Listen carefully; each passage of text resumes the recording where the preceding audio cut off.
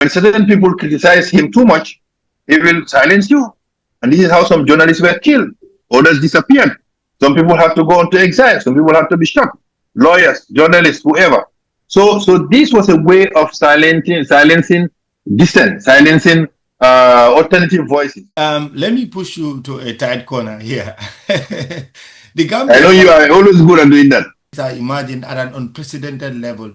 Doesn't it concern you or worry you that the status quo, certain things are not working? Because if people are, striving, to say, certain things will change, and then these people are not, it's not going to be like a walk in the park. They mean business. The political parties, leaders who are imagined, and 2026 is at the corner. What does it tell you as a concerned Gambian, away from your role as in the Senegal or Gambia Secretariat? Okay, I would always love to speak with authority. And to be honest, I am not a political analyst. But now, looking at it from a layman perspective, practically purely layman perspective, and from my little experience understanding world dynamics, I see something positive first. That in any country where there is democracy striving, where a lot of parties are willing to come up, to respond to the need of the people, then there is hope that good changes will come in the future. Why? Because the incumbent, the sitting state, will be cautious. They will know that they are going to be changed sooner or later. They will not be there forever. So they will do their best to make sure they meet to the needs of the people. That is my view.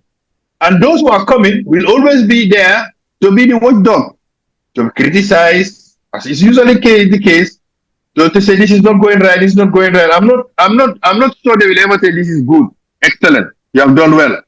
Probably not. They will assume that this is the right of the incumbent or the authority in place or the government in power to be doing that. So they don't need to commend them for it. Because I've heard that said by a lot of critics.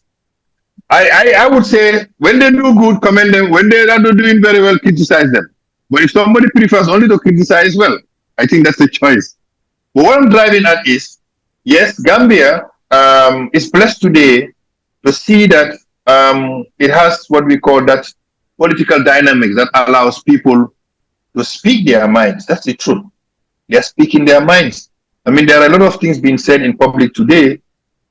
I don't want to keep comparing this because it is not right to do so, but it is just a fact that during the Jammeh time, there was a time at the latter time of his reign, not at the beginning, but at the latter time, when certain people criticize him too much, he will silence you.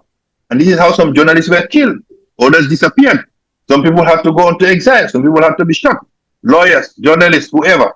So this was a way of silencing dissent, silencing alternative voices.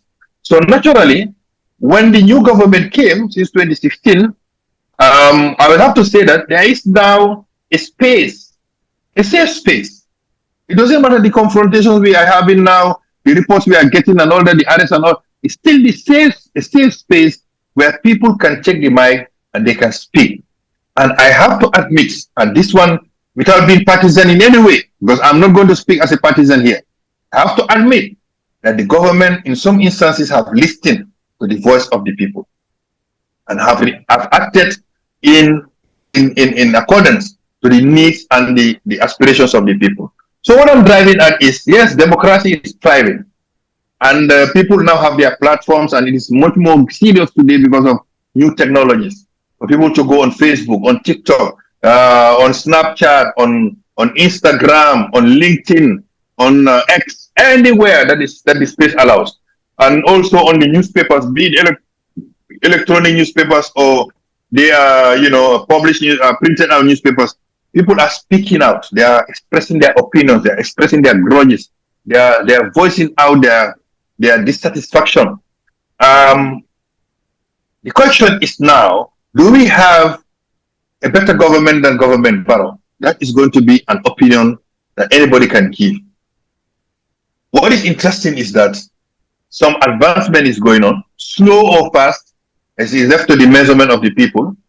But I have to say that we are thriving in a form of a democracy.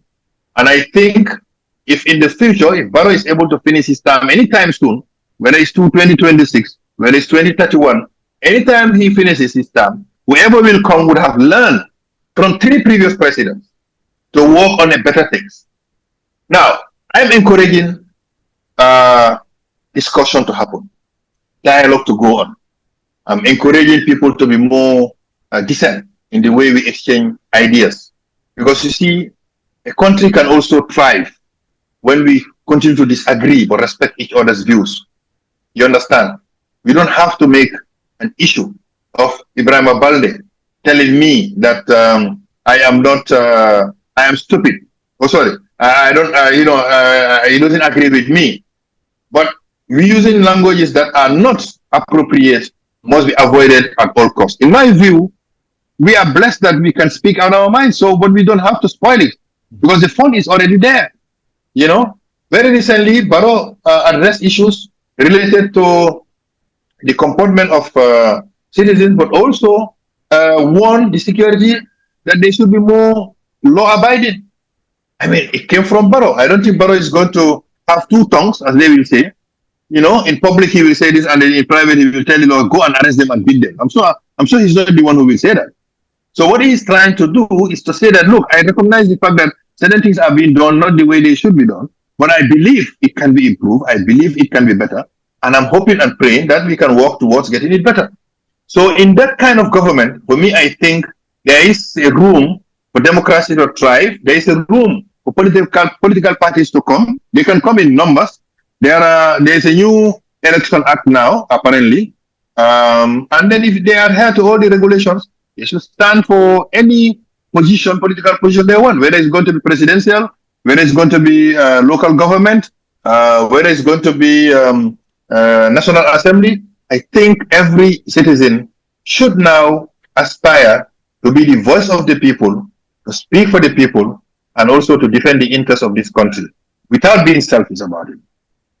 Thank you so much, Professor Cherno Omar Barry of the Senegalo-Gambia Secretariat, for this great conversation with me. Thank you. Thank you very much, Mr. Balde, and I'm really profoundly grateful for the invitation to speak, to share our views, and also to sensitize and educate other people who will be listening to us. Thank you so much, and we continue to pray success for you wherever you are, and to see more of this coming up, because this is the kind of things we continue to encourage and promote. Thank you so much. Thank you so much, Mara. Thank you.